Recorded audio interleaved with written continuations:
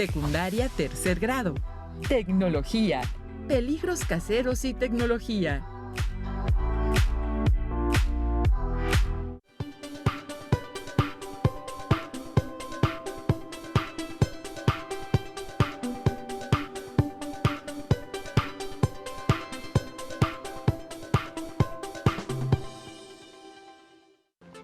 ¿Qué tal, alumnas y alumnos de la asignatura Tecnología de segundo grado de secundaria? ¡Qué gusto saludarlos! Esto es Aprende en Casa, una alternativa para continuar estudiando. El tema de esta sesión es peligros caseros y tecnologías. Bienvenidas y bienvenidos. Es importante señalar que la asignatura de tecnología tiene un papel muy relevante en su formación, pues les permite relacionar todo lo que estudian en la escuela como las matemáticas, el español, la geografía o la historia.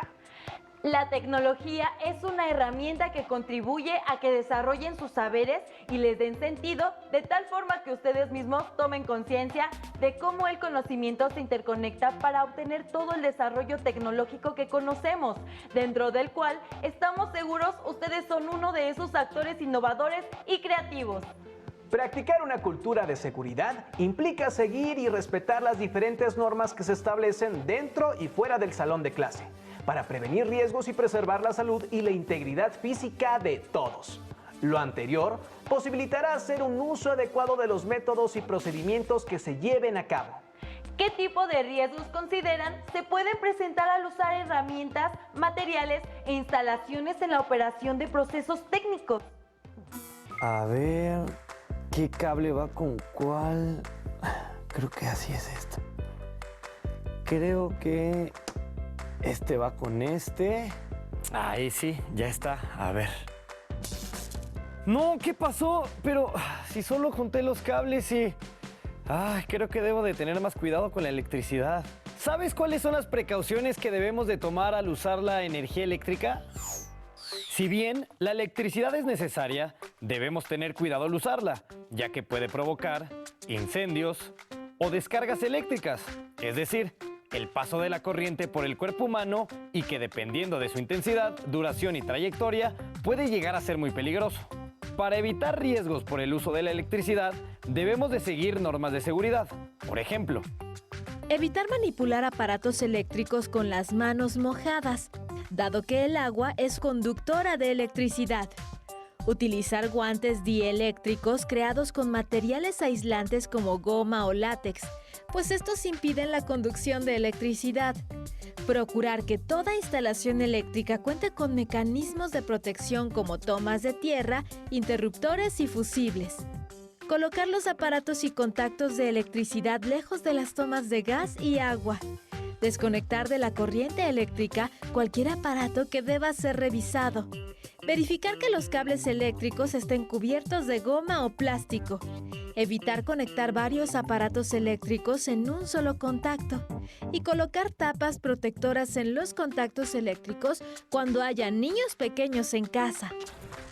¿qué debemos hacer en caso de un accidente eléctrico?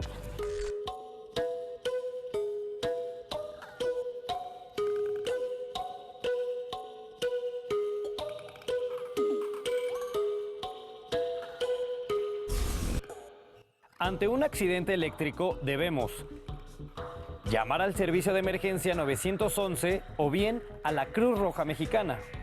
Si en el accidente hay una persona electrocutada, debemos evitar acercarnos a ella y mantenernos a una distancia de 7 u 8 metros, así como buscar interrumpir la corriente eléctrica con un material que no sea conductor de electricidad, por ejemplo, un palo de madera. Una vez que no haya riesgos, el especialista en primeros auxilios empleará un objeto no conductor para tocar a la persona accidentada y revisar su estado de conciencia, dado que un accidente de este tipo puede alterar el ritmo cardíaco o provocar un paro respiratorio. También debemos despejar el área para que el especialista en primeros auxilios brinde a la persona accidentada la reanimación cardiopulmonar o RCP. Una vez que logre reanimarla, este especialista evitará que la persona se enfríe y le colocará gasas estériles en las zonas quemadas. Y por último, la trasladará a un centro de salud.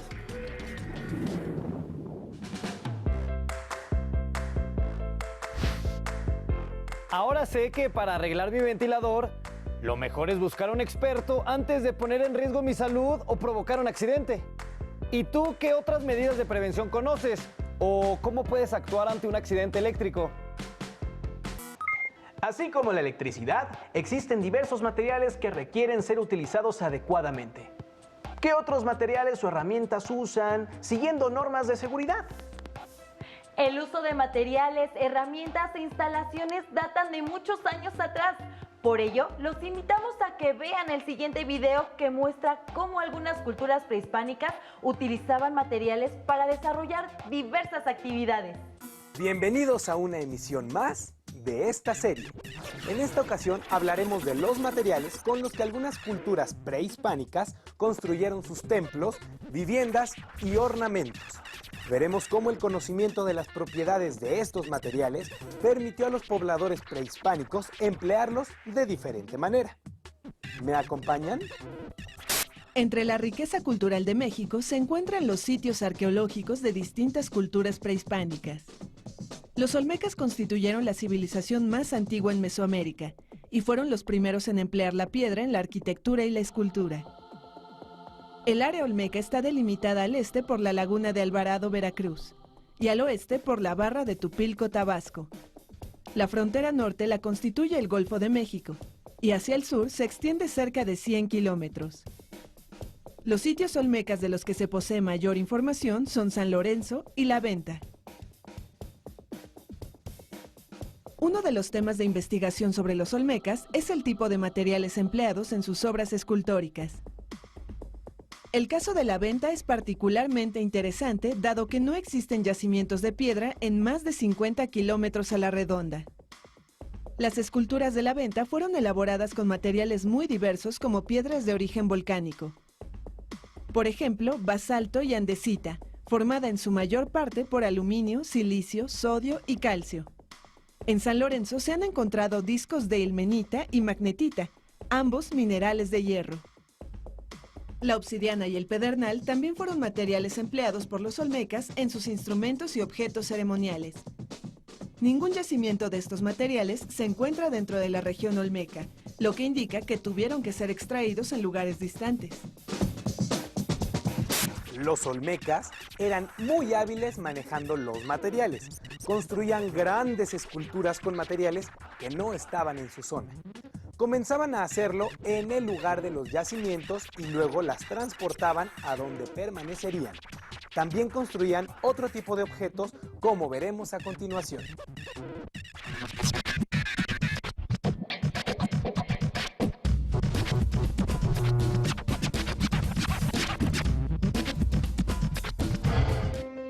La ilmenita es un tipo de roca muy dura debido a su origen volcánico. Recientemente, en la zona de San Lorenzo se han encontrado silbatos prehispánicos hechos con esta piedra. Las piezas se encuentran actualmente resguardadas por el Instituto Nacional de Antropología e Historia. Una de las hipótesis de los arqueólogos es que para la elaboración de estos artefactos, los olmecas se valieron de un arco de vara. Dicho arco sostenía de un extremo a otro un cordón que servía para enredar un palo rígido. En un extremo del palo colocaban una punta elaborada de un material de mayor dureza o semejante a la de la ilmenita. También hay evidencias del uso de polvo de cuarzo y arena de mar como abrasivo sobre la piedra al perforar. ¿Qué les parece? Con materiales como un arco, un palo y material abrasivo, eran capaces de perforar algo tan duro como la ilmenita. ¿Y qué materiales utilizaban para construir sus casas y templos? Acompáñenme a revisar unos ejemplos. Un edificio típico olmeca consistía en una construcción de materiales como el barro, postes de madera, paredes de carrizo repelladas con lodo, techos de palma y pisos de tierra apisonada. El complejo A es el grupo arquitectónico más pequeño del sitio de La Venta. En este conjunto fueron encontradas ofrendas masivas. Se trata de construcciones subterráneas en donde fueron colocados mosaicos que se cubrieron con arenas de diferentes colores, sobre los cuales se construyó un montículo de adobe. En otros complejos se han encontrado evidencias de cuerpos escalonados adosados con piedra caliza. En la plataforma más grande del sitio se localizaron remanentes de un sistema de distribución de agua construido con piedras labradas en forma de U y unidas con chapopote. En resumen, la diversidad de los materiales utilizados por los olmecas abarcaba la extracción y el corte de piedras volcánicas como el basalto. El empleo de materiales locales como el barro, la palma y el carrizo, e incluso el chapopote.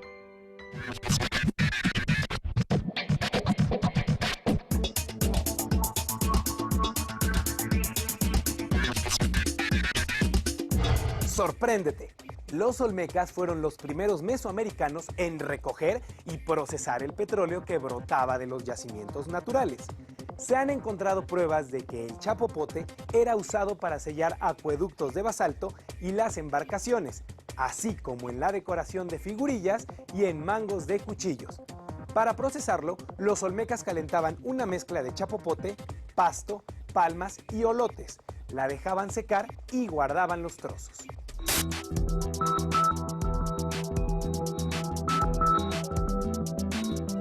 ¡Vaya! Y yo que pensaba que el chapopote solo se utilizaba en la construcción de las carreteras.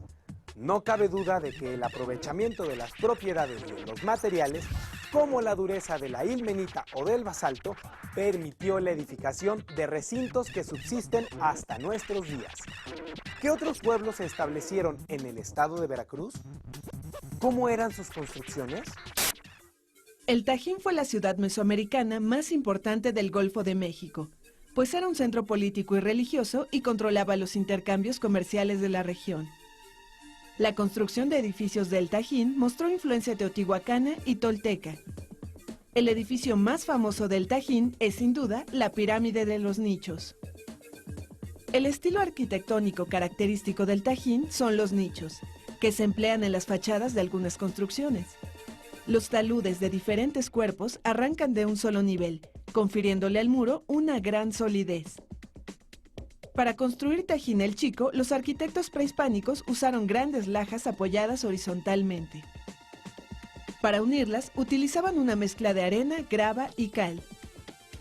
Al hablar de técnicas de construcción, no puede dejar de mencionarse el uso del colado, como es el caso del edificio A de Tajín el Chico, en donde se han encontrado los restos de un grueso techo de argamasa que fue colado de una sola pieza.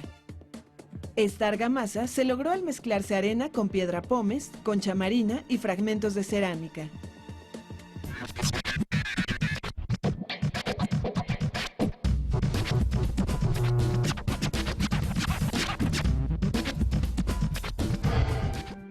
Los totonacas, asentados entre los estados de Veracruz y Puebla, ya contaban con un material parecido al concreto que se formaba al mezclar puzolana, una roca natural, con agua, cal y trozos pequeños de otros materiales como conchas marinas.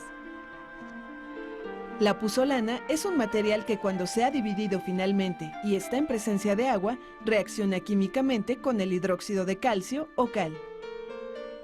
Los compuestos que se forman tienen propiedades semejantes a las del cemento, por lo que podían ser utilizados por los totonacas para unir otros materiales. En la península de Yucatán floreció otra cultura, la maya. ¿Los mayas habrán usado también estos materiales? Conozcamos acerca de sus maravillosas construcciones. La cultura maya habitó una vasta región ubicada en el territorio del sur, sureste y este de México, además de Belice, Guatemala, Honduras y El Salvador. Entre sus construcciones más representativas se encuentran ciudades como Tikal, Palenque, Chichén Itzá, Bonampak y Uxmal. La mayoría de los edificios se construyeron sobre una plataforma de roca que variaba en altura de menos de 1 metro a 45 metros en el caso de los grandes templos y pirámides. Después de que las plataformas eran completadas, se construían encima de las residencias y templos mayas usando también basalto o caliza, según la disponibilidad de materiales. Un elemento característico de la arquitectura maya son los arcos o bóvedas en las que se combinaban materiales como madera, piedra y arena. Toda la piedra para las estructuras mayas parece haber sido tomada de canteras locales. La piedra caliza, una vez que se muele, se quema y se bate, posee propiedades similares al cemento. Los mayas la utilizaban también para repellar, es decir, para homogeneizar el nivel de los muros. También en la zona arqueológica de Comalcalco se han encontrado ladrillos de barro cocido como sustituto de las piedras. Ahora veamos algo sobre Teotihuacán. ¿De qué materiales estarán hechos los pigmentos de los murales? ¿Todos serán iguales? Acompáñenme a descubrir cómo son y con qué se construyeron las pirámides de esta ciudad. En el mismo periodo histórico en el que surge la cultura maya, se desarrolló la cultura teotihuacana. Teotihuacán se encuentra a 45 kilómetros al noreste de la Ciudad de México y llegó a tener una extensión de 21 kilómetros cuadrados. Las construcciones de Teotihuacán se caracterizan por su gran tamaño y por su arquitectura basada en 3 elementos: talud, tablero y alfarda. Por ejemplo, la Pirámide del Sol mide alrededor de 64 metros de altura. Fue edificada con bloques de adobe recubiertos de piedra. Su estructura la componen 5 cuerpos. Para la edificación de las pirámides de Teotihuacán, se emplearon materiales tales como la arena, estuco, arcilla y cal. El centro de la Pirámide de la Luna es de bloques de adobe revestidos de estuco y piedra. Los muros de la pirámide de Quetzalcóatl fueron adornados con frisos labrados en la piedra.